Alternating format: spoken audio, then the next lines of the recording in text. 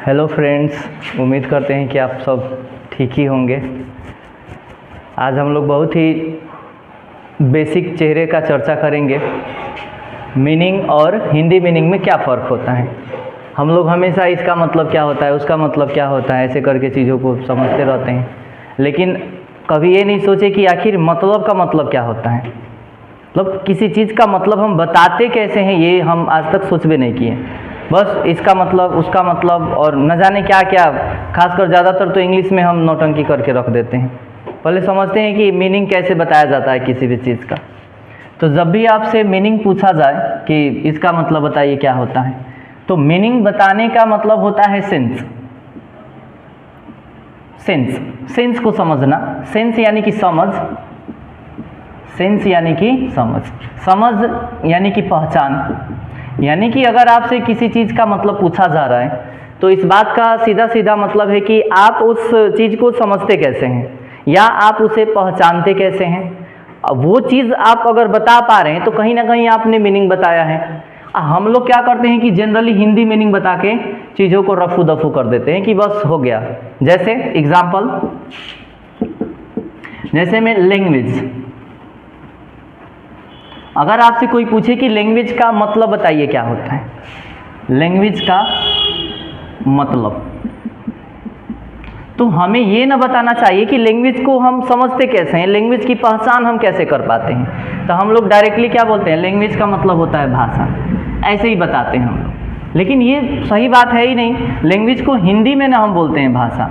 Language का जो हिंदी मतलब होता है, हिंदी मतलब होता है भाषा। यानी कि लैंग्वेज को हम हिंदी में क्या बोलते हैं, भाषा। लेकिन लैंग्वेज का जो अपना मतलब है वो कहीं ना कहीं इसके समझ पे डिपेंड करेगा कि आखिर हम लैंग्वेज को समझते कैसे हैं। तो लैंग्वेज को कैसे समझा जाता है, कैसे मालूम पड़ता है कि कोई हिंदी बोलने का काम कर रहे हैं, कोई इंग्लिश बोलने का काम कर रहे हैं। तो ये सारी बातें हमको साउंड से समझ में आती हैं। यानी कि साउंड जब तक नहीं मिलेगा हमें, हम नहीं बताएंगे कि वो साउंड है किस चीज़ का। इंग्लिश का साउंड है कि हिंदी का साउंड है या कोई गाय भैंस बोल रही है। मतलब जब तक साउंड नहीं आएगा तब तक हम लैंग्वेज का पता नहीं लगा सकते हैं। यानी कि लैंग्वेज का अगर हम बेस बताएं तो कहीं ना कहीं क्या है, साउंड है। तो हम ये जो पहचान है यहाँ बेस भी लिख सकते हैं।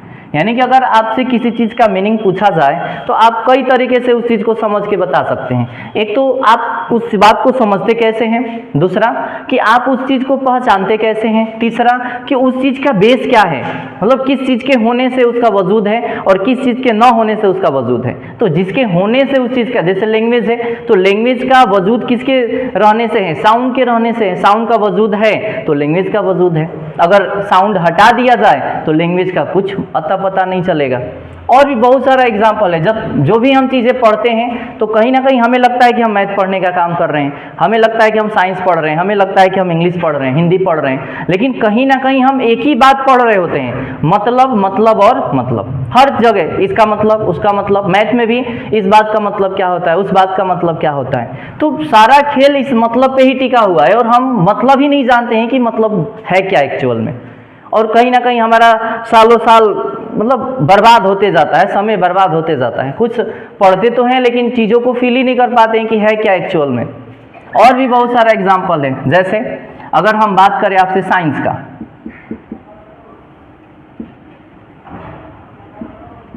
साइंस, अगर आपसे पूछा जाए कि साइंस का मतलब बताइए क्या होता है, साइंस का मतलब, तो बेसिकली लोग बताने का काम करते हैं कि साइंस का मतलब होता है विज्ञान। यही जवाब ही होता है, साइंस मतलब विज्ञान। कोई भी इंग्लिश का चेहरा उठाइए तो बस हिंदी ला के पटक देते हैं लोग, लीजिए। मीनिंग का कुछ अता पता ही नहीं रहता है कि मीनिंग है कहाँ पर। तो साइंस का जो मतलब लोग बताते हैं कि विज्ञान होता है, तो ये कहीं ना कहीं तो इसका हिंदी मतलब है कि हम हिंदी में साइंस को क्या कहते हैं, विज्ञान कहते हैं। ये तो समझ में आ रहा है, लेकिन मतलब से हम वंचित रह जाते हैं। यानी कि जो चीज़ हम सीखने आते हैं वही चीज़ से हम वंचित रह जाते हैं। साइंस का जो मतलब होता है, इसका मतलब क्या है कि साइंस को हम पहचानते कैसे हैं, साइंस को समझते कैसे हैं, साइंस का एक्चुअल में बेस है क्या। तो साइंस का जो मतलब होता है वो होता है study of things, study of things. यानी कि चीज़ों के अध्ययन को हम क्या कहते हैं, साइंस कहते हैं। चीज़ों के अध्ययन चीज़ों का जो अध्ययन होता है उस वही से हम कहीं ना कहीं किसका समझ रखते हैं, साइंस का। कहीं भी चीज़ों का अध्ययन कर रहे हैं यानी कि हम किस दुनिया में हैं, साइंस की दुनिया में हैं। और भी बहुत सारे एग्जाम्पल है, जैसे ये तो पहला एग्जाम्पल, दूसरा हो गया। थर्ड नंबर एग्जाम्पल है आपका ये डिस्टेंस। आपसे कोई पूछे कि डिस्टेंस का मतलब क्या होता है, तो अब जनरली लोग क्या बताएंगे, दूरी। डिस्टेंस मतलब क्या होगा, दूरी। लेकिन सबको पता है कि ये इसका क्या है, हिंदी मीनिंग है। डिस्टेंस का जो दूरी मतलब बताया जा रहा है, ये एक्चुअल में इसका क्या है, हिंदी मीनिंग है। इसका जो मीनिंग मतलब जो है वो क्या होता है। अब कहीं ना कहीं हमें डिस्टेंस समझ में आती कहाँ से है, कैसे मालूम पड़ता है कि ये डिस्टेंस का चर्चा हो रहा है, तो लंबाई से, लेंथ। लेंथ यानी कि लंबाई। ये जो लंबाई होती है, इसी लंबाई को ही तो हम डिस्टेंस समझते हैं। यानी कि हमारे और आपके बीच में जो डिस्टेंस है, तो यानी कि क्या है हमारे और आपके बीच, लंबाई। जो लेंथ है हमारे और आपके बीच की, उसी लेंथ को हम क्या समझते हैं, डिस्टेंस समझते हैं। तो डिस्टेंस की समझ कहाँ से होती है, लंबाई से। तो डिस्टेंस का जो मतलब होगा वो क्या होगा, लेंथ होगा, ना कि दूरी। दूरी होता है, हिंदी मीनिंग होता है दूरी। और भी बहुत सारा एग्जाम्पल है। जैसे अगर आपसे पूछा जाए इंग्लिश का मतलब क्या होता है,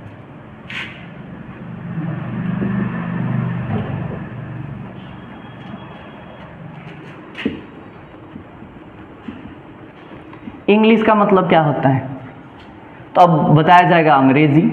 ऐसे ही लोग बोलते हैं अंग्रेजी, गुमराह हो जाते हैं बोल करके, कंफ्यूज रहते हैं हर चीज़ को लेकर के। इंग्लिश का हिंदी मतलब होता है अंग्रेजी, हिंदी में उसको अंग्रेजी बोलेंगे, लेकिन इसका जो मीनिंग होता है, मीनिंग वो कहीं ना कहीं, अब हम समझेंगे ना आखिर इंग्लिश को हम क्या समझते हैं, इंग्लिश है क्या, इंग्लिश की पहचान किस चीज़ से होती है, तो लैंग्वेज से होती है ना। इंग्लिश हमारा है क्या, लैंग्वेज है, यानी कि इंग्लिश का मतलब हो जाएगा लैंग्वेज, भाषा है इंग्लिश। हिंदी भी क्या है, कहीं ना कहीं भाषा है। तो ये सब चीज़ें होती हैं। तो मीनिंग में और हिंदी मीनिंग में शायद हम आपको अंतर बता पाए हों। और कहीं ना कहीं जब तक हम पढ़ने का काम करते हैं, पढ़ने का नहीं, समझने का, पढ़ना एक अलग बात है और समझना एक अलग बात है। तो जब तक हम समझने का काम करते हैं अगर किसी चीज़ को, तो हमें ये बात की समझ होनी चाहिए कि मीनिंग क्या होता है और हिंदी मीनिंग क्या होता है। और इसी तरह से जब तक हम पढ़ाई कर रहे हैं, या जो भी मैथ पढ़ें, साइंस पढ़ें, कोई फ़र्क नहीं पड़ता है, हर जगह आपको ये दो चीज़ों से लड़ना पड़ेगा। और ये दो चीज़ अगर आप समझ पा रहे हैं तो कहीं ना कहीं आप हर एक चीज़ को समझने में सक्षम हैं। तब आप नहीं कहिएगा कि हमको साइंस समझ में नहीं आता है और हमको मैथ समझ में नहीं आता है, क्योंकि हमें समझना आता है। तो जब समझना आता ही है तो हम कोई भी चीज़ समझ सकते हैं, फिर वो मैथ हो, साइंस हो, या इंग्लिश हो, या हिंदी हो, या दुनिया जहान का कोई भी सब्जेक्ट हो, कोई फ़र्क नहीं पड़ता है, क्योंकि हमें समझना आता है। और जब समझना आ रहा है तो हम कोई भी चीज़ समझ सकते हैं। तो ये बात कहना गलत है कि हमको ये सब्जेक्ट समझ में नहीं आता है। अगर कोई ऐसा बोल रहा है, ऐसा समझ रख रहा है कि हमको ये सब्जेक्ट समझना मतलब थोड़ा सा हमको अजीब लगता है, हम ये बात नहीं समझ पाते हैं, उसका मतलब ये है कि उसे कुछ समझना ही नहीं आता है, वो चीज़ों को रट रटा के तैयार करके रखा हुआ है। अगर वो समझना जानता है तो हर एक चीज़ को वो समझ सकता है। बाकी इससे अब यहीं से आपका कोई भी चेहरा उठाया जा सकता है, आपका मैथ उठाया जा सकता है, इंग्लिश भी उठाया जा सकता है, कुछ भी पढ़ाया जा सकता है अगर ये समझा दिया गया हो तो फिर अगले क्लास में कोई जैसे मैथ में भी कुछ स्टार्ट कर दिया जाएगा, या इंग्लिश वगैरह कोई भी टॉपिक स्टार्ट किया जा सकता है। ठीक है, अब फिर देखेंगे अगले क्लास में। हो गया।